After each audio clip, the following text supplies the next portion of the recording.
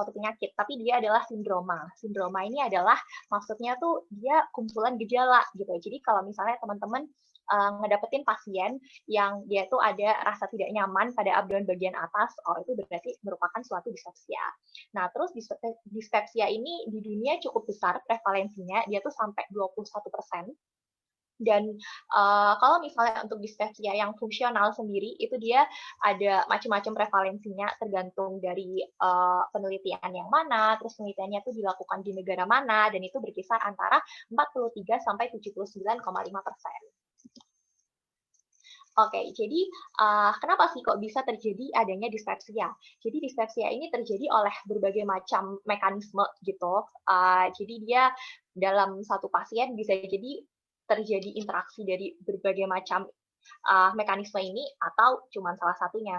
Jadi yang pertama dari gangguan motilitas gastrointestinal. Kalau misalnya dia itu, jadi kan sebenarnya sistem pencernaan kita itu selalu dia bergerak ya, apalagi ketika kita habis makan, dia bakalan berusaha untuk memberikan gerakan peristaltik mulai dari hulunya, mulai dari esofagus, terus gaster, ke usus, sampai akhirnya nanti dikeluarkan gitu. Nah, kalau misalnya pada pasien yang dispepsia ini, dia gerakan gastrointestinalnya jadi melambat. Nah, akibatnya kalau misalnya melambat, isi makanan yang di gaster ini kan kayak nggak habis-habis gitu. Isinya tuh nggak segera dipindahin ke usus. Jadinya isinya tuh bakalan numpuk di situ, terus bikin rasa yang nggak nyaman, kayak rasa begah, rasa penuh gitu. Terus selanjutnya juga ada hipersensitivitas visceral. Maksudnya apa sih? Jadi maksudnya itu adalah, jadi saluran pencernaan kita itu dindingnya kan kita punya sistem saraf sensori. Jadi dia itu bisa mendeteksi, oh ini perutnya tuh lagi penuh, oh ini perutnya tuh lagi lapar gitu. Atau misalnya waktu lagi ada luka, nanti dia sistem sarafnya ini bakal ngerasain kalau misalnya, oh ini aduh aku lagi luka nih, dia bakal ngerasa perih gitu kan. Nah terus pada pasien dispepsia itu, dia ambang rasa sensorisnya tuh jadi lebih rendah. Jadi dia tuh dapat makan dikit langsung berasa penuh. Terus dia kayak ada asam dikit, dia langsung berasa perih kayak gitu. Jadi dia jadi makin sensi gitu dari sistem gastrointestinalnya. Terus selanjutnya untuk faktor psikososial ini yang sering kali aku dapetin di populasi ya kayaknya kalau misalnya kayak dari orang-orang terdekat, teman-teman kayak gitu.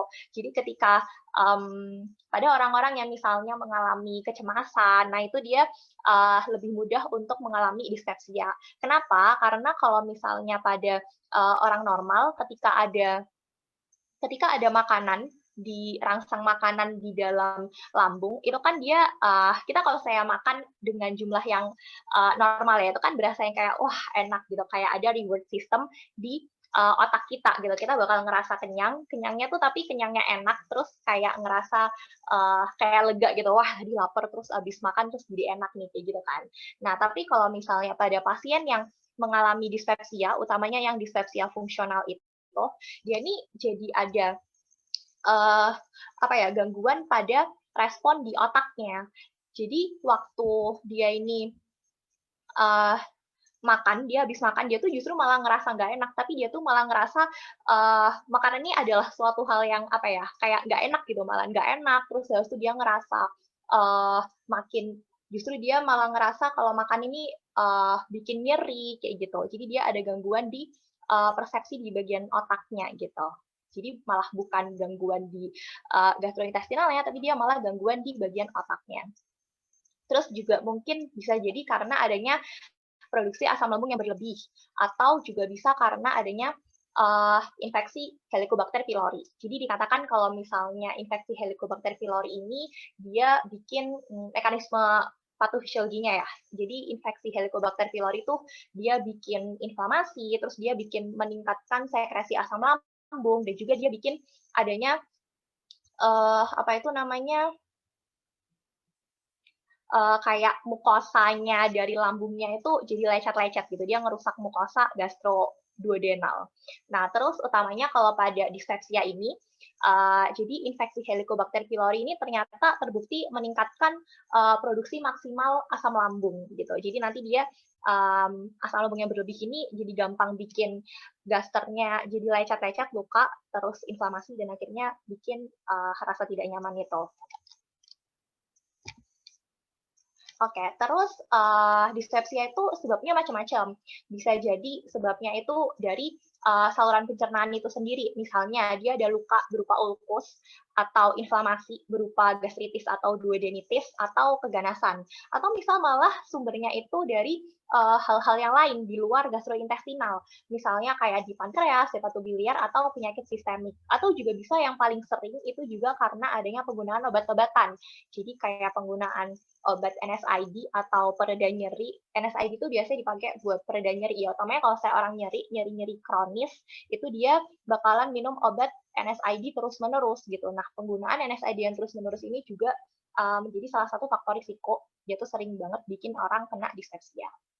Terus yang lainnya, kalau misalnya kita udah nyari-nyari nih di pasiennya tuh ternyata nggak ada hal-hal lain yang kelainan gitu. Di organnya nggak ada kelainan, terus di sistemiknya nggak ada kelainan, tapi pasien ini mengeluh nggak enak perutnya. Nah, berarti kita bisa masukin pasien ini ke dalam diagnosis dispepsia fungsional namanya. Kalau misalnya nggak ditemuin sumber penyebabnya. Nah, oke, jadi ini faktor risiko dari dispepsia. Kalau misalnya teman-teman nemuin pasien terus kalian curiga, wah jangan-jangan pasiennya ini dispepsia gitu, berarti kalian lihat dari faktor risikonya. Atau misal ternyata teman-teman udah mendiagnosis pasien ini sebagai seorang dispepsia, terus nanti untuk edukasinya kepada pasien selain dikasih ya dikasih tahu cara minum obatnya dan lain sebagainya juga dikasih tahu untuk memodifikasi faktor risikonya supaya dispepsianya ini nggak terus-terusan kambuh-kambuhan gitu. Jadi faktor risikonya adalah penggunaan NSAID kayak sebelumnya yang aku udah sempat singgung.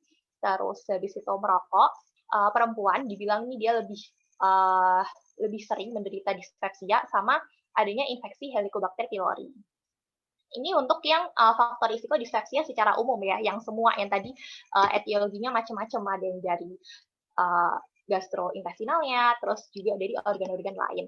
Sedangkan kalau misalnya yang di tabel ini adalah faktor risiko dari dispepsia yang fungsional.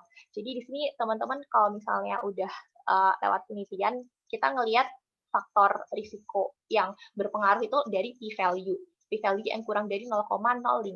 Nah, ternyata di sini p-value yang berhubungan signifikan dengan dispepsia fungsional adalah yang pertama minum minuman alkohol, drinking, terus habis itu kualitas tidur yang buruk. Jadi pasien-pasien yang tidurnya tuh nggak cukup, atau misal yang kayak tidurnya tuh nggak nyenyak, udah tidur tapi kok ngerasa masih nggak enak ya badan paginya, nah itu mereka berisiko untuk terkena dispepsia fungsional. Sama satu lagi yang paling gede faktor risikonya, yang paling bikin risiko gitu ya, yang paling kuat faktor risikonya di antara yang lain itu adalah yang ini, yang severe stress. Jadi kalau misalnya orang-orang punya stres yang berat, itu mereka sangat berisiko untuk terkena dispepsia fungsional, sampai dibilang ini sampai 10 kali lipatnya. Orang yang severe stress, orang yang stres berat 10 kali lipat lebih berisiko untuk terkena dispepsia fungsional. Gitu. Lalu untuk diagnosisnya, tata cara diagnosisnya, jadi kita pakai kriteria namanya kriteria Roma 4. Nah, terus diagnosis dispepsia itu dapat kita tegakkan kalau misalnya ada satu atau lebih dari gejala berikut, yaitu adanya nyeri epigastrium atau nyeri di ulu hati yang mengganggu, yang sampai kayak pasiennya tuh ngeluh, waduh dok ini kayak nggak enak, sampai pasiennya tuh ke dokter gitu kan. Terus dari situ ada kayak rasa terbakar, kayak panas di ulu hati. Terus dia ini kayak rasa penuh, jadi misalnya aja dia tuh makan tuh sepiring habis gitu ya, seporsi biasanya, tapi dia ini terus ternyata baru makan 2-3 sendok tuh udah berasa penuh gitu. Nah, itu juga bisa dimasukin ke dalam kriteria diagnosis dispepsia.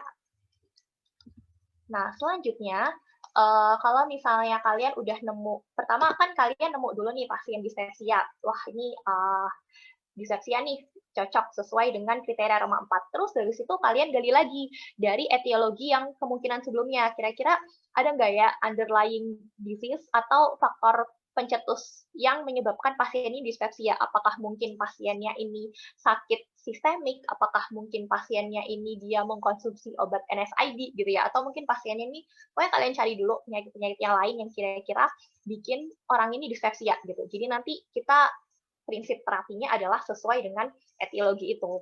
Tapi ketika teman-teman udah mencoba, kalau di anamnesis kan kita ada review of system tuh, kita selidikin dari ujung kepala sampai ujung kaki, terus kalau teman-teman nggak nemu satupun abnormalitas yang ditujukan pada pasien ini dari review of system, maka teman-teman bisa menyimpulkan bahwa pasien ini terkena dispepsia yang fungsional. Nah, kemudian dispepsia fungsional ini ada lagi pembagiannya menurut kriteria, lagi-lagi kriteria Roma 4. Nah, pembagiannya itu ada yang pertama distress postprandial sama yang nyeri epigastrium. Untuk pasien yang distress postprandial ini dia gejala-gejalanya lebih ke habis makan dia penuh sama cepat kenyang. Kuncinya di sini. Jadi dia bilang kalau postprandial dia habis makan. Habis makan apa rasanya? Penuh sama cepat kenyang gitu. Terus kriteria yang kedua adalah dispepsia fungsional itu dia ada yang namanya sindroma nyeri epigastrium. Jadi dia ini ngerasa di ulu hatinya kalau nggak nyeri iya panas gitu. Jadi ada dua ya pembagiannya antara dia ini penuh cepat kenyang sama satu lagi yang nyeri epigastrium. Nah, terus berdasarkan data penelitian yang dilakuin di USA, Kanada, sama Inggris, itu ternyata pasien dispepsia yang fungsional itu lebih banyak sampai kira-kira 60%-nya lebih itu menderita yang postprandial distress syndrome. Nih, yang warna hijau. Kebanyakan yang postprandial distress syndrome, lalu sisanya yang epigastrik sama yang overlap atau yang ngerasain keduanya, yang postprandial dan juga yang jadi epigastrik. Oke, terus selanjutnya setelah teman-teman nemu nih pasien yang udah setelah teman-teman nemu pasien dispepsia, terus habis itu terus kalian lihat, jadi pasiennya ini dia usianya berapa? Nanti yang menentukan tata laksana. Kalau misalnya pasiennya itu usianya di atas atau sama dengan 60 tahun, berarti ini merupakan suatu tanda bahaya gitu. Jadi teman-teman dianjurkan untuk merujuk ke dokter spesialis penyakit dalam, yang utamanya konsultan gastroentero KG, gastroenterohepato. Nah, itu nanti pasiennya di endoskopi. Jadi dimasukin kayak selang kamera gitu dari mulut untuk dilihat esofagus, terus gaster dan juga duodenumnya. Karena pasien-pasien yang di atas 60 tahun ini biasanya gampang terjadi keganasan gitu, jadi harus dilakukan endoskopi. Terus nanti kalau misalnya ternyata setelah dilihat di endoskopi di kameranya itu ada kelainan organik, misalnya ada tumor gitu, berarti nanti ditata laksana sesuai dengan tumornya itu. Tapi kalau misalnya dia normal, nanti kita lanjut ke gambar yang kedua. Terus kalau misalnya ternyata pasiennya ini kurang dari 60 tahun, nah itu mereka lebih banyak-banyaknya prevalensinya itu dispepsianya itu karena Helicobacter pylori. Nah, jadi teman-teman bisa tes Helicobacter pylori. Gampang kok kalau tesnya Helicobacter pylori itu yang sering dipakai adalah urea breath test. Jadi nanti kayak pasiennya itu dimasukin semacam isotop gitu, terus nanti dia bisa positif atau negatif hasilnya, kelihatan ada infeksi Helicobacter pylori atau enggak. Nah, kalau misalnya ternyata dia ketahuan hasil dari urea breath test-nya itu positif, maka kita bisa langsung terapi dengan eradikasi Helicobacter pylori. Kita kasih antibiotik dengan ada triple terapi atau quadruple terapi. Nanti kalau misalnya setelah pasiennya ini merespon dengan baik, kita lihat ada perbaikan klinis dari terapi Helicobacter pylori itu, berarti kita bisa menyimpulkan kalau terapinya sukses gitu. Tapi kalau misalnya ternyata pasiennya ini Helicobacter pylori negatif, nanti teman-teman bisa kasih terapi PPI atau proton pump inhibitor. Atau kalau misalnya tidak membaik klinisnya, bisa dikasih antidepresan trisiklik TCA atau obat prokinetik, atau nanti kalau saya tetap masih nggak respon, bisa dipertimbangkan psikoterapi atau mungkin nanti dirujuk ke psikiatri.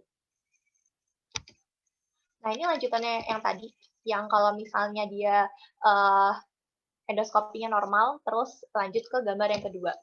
Jadi gambar yang kedua ini adalah kalau misalnya pasiennya ini kita dapatnya adalah dispepsia yang fungsional, dispepsia yang kita udah cari-cari sumber-sumber dari organ lain, ternyata kita nggak ketemu.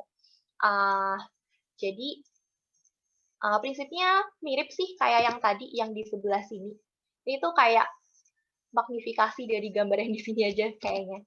Jadi dia prinsipnya tetap kita cari infeksi Helicobacter pylorinya. Kalau positif ya kita eradikasi, kalau negatif kita kasih urutannya PPI, TCA, prokinetik, atau psikoterapi.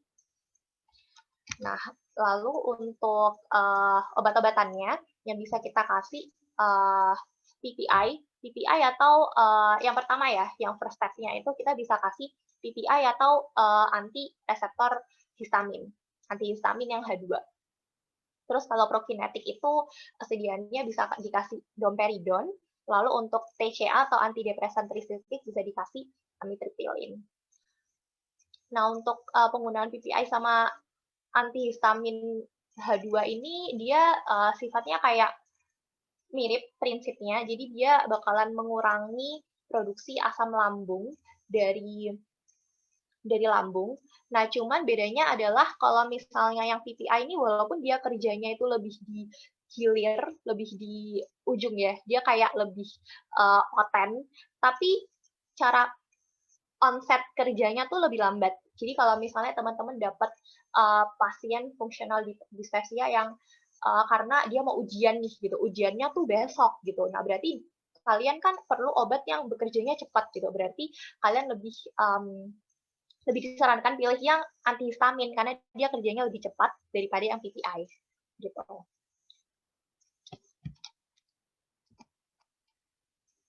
Nah, terus selanjutnya kalau misalnya teman-teman di pasiennya itu nemu ada tanda alarm atau red flags dari pasiennya berupa penurunan berat badan, muntah persisten, dan lain sebagainya ini, maka tata laksananya langsung dirujuk untuk di endoskopi, untuk dilihat apakah ada kelainan organik yang mendasari dari dispepsia ini. Jadi dispepsia ini sebenarnya merupakan penyakit yang dia mengganggu, cuman dia kayak sebenarnya pada dasarnya bukanlah suatu penyakit yang berbahaya. Tapi sebagai dokter kita harus tetap waspada karena bisa jadi dispepsia ini merupakan suatu tanda dari penyakit berbahaya lainnya. Gitu ya, teman-teman. Oke, terus jawabannya yang tadi. Pada soal yang tadi, kita dapat beberapa keyword, yaitu ada pasiennya tuh nyeri ulu hati, terus habis itu dia ada riwayat merokok, sama dia dilakuin pemeriksaan EGD. EGD ini esofago gastroduodenoskopi atau endoskopi saluran cerna bagian atas. Itu sama aja kayak IGD. Nah, itu terus setelah di endoskopi dia tuh nggak ada kelainannya gitu. Berarti kan kita udah dapat yang pertama ada keyword nyeri ulu hati. Nyeri ulu hati, terus berarti ini merupakan suatu dispepsia kan. Terus dia juga punya faktor risiko berupa merokok. Nah, terus waktu di endoskopinya tuh nggak ada kelainannya, berarti kan kita nggak nemuin adanya suatu etiologi organik dari pasiennya ini. Nah, jadi kalau misalnya pasien tanpa ada kelainan organik yang bisa ditemukan, maka dapat kita simpulkan kalau misalnya dia itu adalah suatu dispepsia yang fungsional. Nah, bedanya kalau misalnya sama yang gastritis, itu kalau misalnya gastritis, kita harus nemuin adanya waktu di endoskopi, itu dia harus ada bukti inflamasinya. Terus kalau misalnya di dispepsia organik, dia jadi dia harus ada penyebab dari etiologi yang lain. Harus ada penyakit yang lain yang menyebabkan dia ini dispepsia. Terus habis itu kalau misalnya yang GERD sama yang NERD, ini dia sama-sama penyakit reflux.